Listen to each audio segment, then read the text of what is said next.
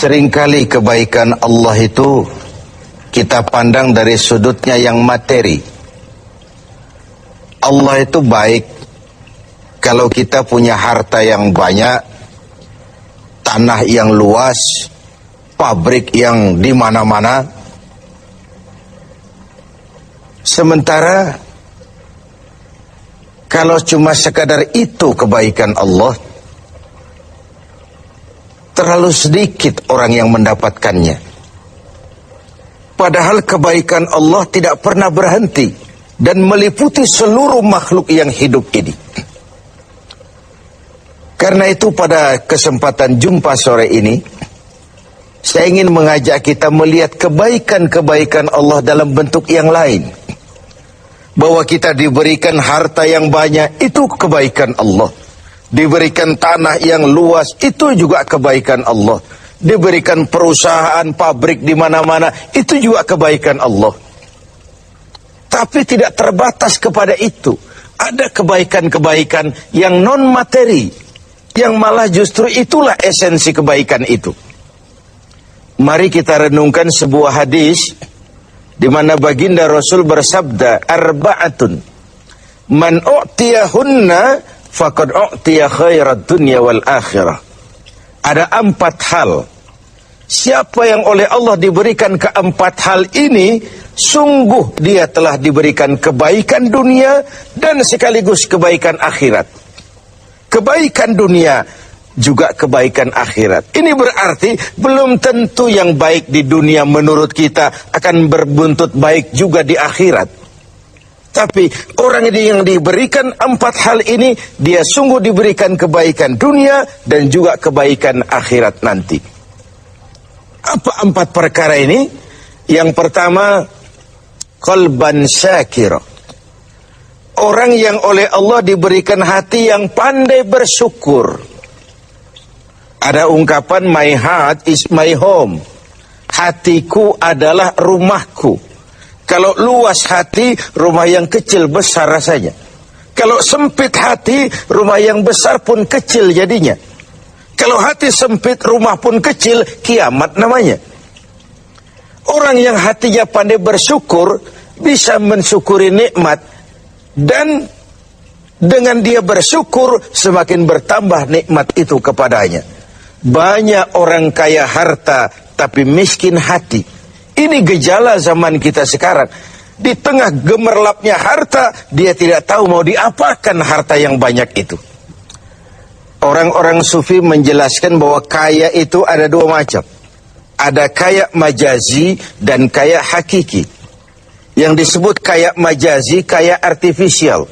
Lahirnya dibaluti harta, tapi hatinya miskin.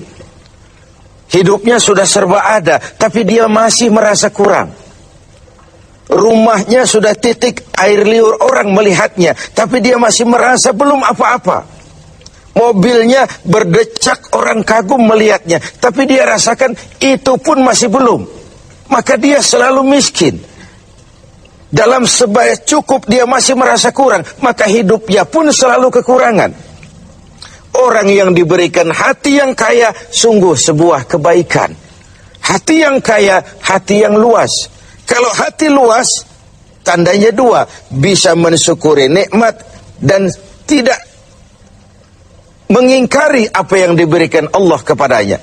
Tapi orang yang hatinya sempit biasanya tidak pandai mensyukuri nikmat. Dan lebih celaka lagi ini, tidak senang lihat orang lain mendapat nikmat.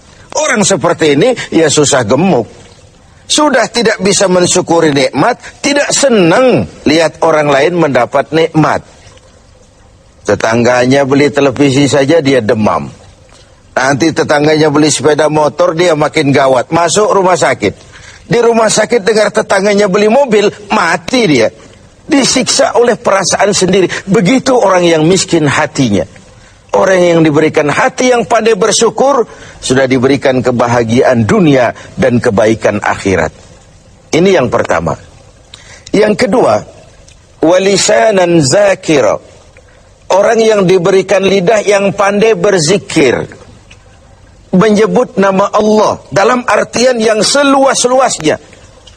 Tasbih ya zikir, tahmid ya zikir, tahlil ya zikir. Tapi ada fenomena lain. Melihat apapun yang mengagumkan, dia kembali kepada Sang Maha Pencipta. Itu pun zikir. Melihat semesta jagat raya, melihat bintang gemintang bertaburan di angkasa, melihat lautan luas terhampar biru membentang, melihat gunung tinggi menjulang ke angkasa, semuanya mengingatkan dia kepada Allah. Itu pun zikir. Diberikan lidah yang pandai berzikir, mengingat Allah dalam segala keadaan. Dan bukankah Islam mengajarkan seperti itu? Dari hal-hal yang paling kecil, memulai pekerjaan, bismillah. Melihat sesuatu yang hebat, Masya Allah. Melihat sesuatu yang luar biasa, Subhanallah. Terkejut, Astaghfirullah. Berjanji, Insya Allah. Semua dikaitkan dengan Allah. Inilah zikir itu. Hidup yang larut dalam alur ketuhanan. Yang ketiga, wabadanan alal bala'i sabir. Beruntung orang, diberikan kebaikan orang kalau dia dikaruniai badan yang tegar menghadapi bencana, tegar menghadapi cobaan, kuat menghadapi tantangan. Tantangan itu penting. So kalau tidak ada tantangan, kita akan tidur. Cobaan juga kita perlukan, tapi kalau kita tidak sanggup menahannya, larut oleh cobaan itu, kita akan kalah karenanya. Orang yang baik, diberikan kebaikan dunia akhirat, punya badan yang tegar menghadapi cobaan. Apa cobaan Allah? Dua macam. Satu ayat menjelaskan, وَنَبْلُوكُمْ بِالْخَيْرِ وَالشَّرِّ. Kami akan coba, kami akan uji kamu dengan yang baik dan dengan yang tidak baik. Dengan yang enak dan dengan yang tidak enak. Dengan yang menyenangkan dan dengan yang tidak menyenangkan. Bukan cuma sakit cobaan itu, sehat pun ujian. Bukan cuma miskin ujian, kaya pun cobaan. Bukan cuma tidak punya jabatan cobaan, naik pangkat pun ujian. Kita nih yang namanya ujian kan yang tidak enak saja. Kalau sudah sakit, ya Allah, sedang diuji. Sehat, lupa daratan. Miskin, ujian. Setelah kaya, lupa bahwa itu juga ujian. Fenomenanya apa? Banyak orang lulus ketika diuji dengan kemiskinan, tapi gagal berantakan setelah diuji dengan kekayaan. Ketika miskin dia hamba Allah, setelah kaya dia pindah menjadi hamba harta. Belum pernah ada orang datang mengeluh, Pak Ustadz, saya sedang diuji oleh Tuhan. Kenapa Pak? Uang saya sedang banyak. Belum pernah. Kalau sudah bangkrut, miskin, baru merasa diuji. Bukankah sejarah syarat dengan contoh? La nufarriqu baina ahadim min rusuli. Kami tidak membeda-bedakan para rasul. Tidak ada rasul yang dianak emaskan. Semuanya diuji, semuanya ditempa, semuanya digembleng. Semuanya tegar seperti batu karang di tengah samudra. Walau tiap hari dihempas ombak, dihantam gelombang, dia tetap berdiri dengan tegar. Begitulah orang yang diberikan kebaikan oleh Allah. Lain dengan orang yang loyo, sedikit kena kesulitan seperti ayam sampar, kerakap tumbuh di batu, hidup segan mati pun tak mau, skeptis, pesimis. Apa yang bisa kita lakukan kalau dasar hidup kita sudah skeptis dan pesimis itu tadi? Hidup ini adalah cobaan. Semakin tinggi kualitas keimanan, semakin berat cobaan itu. Semakin kokoh berpegang kepada agama, semakin kuat pula cobaan datang menerpa.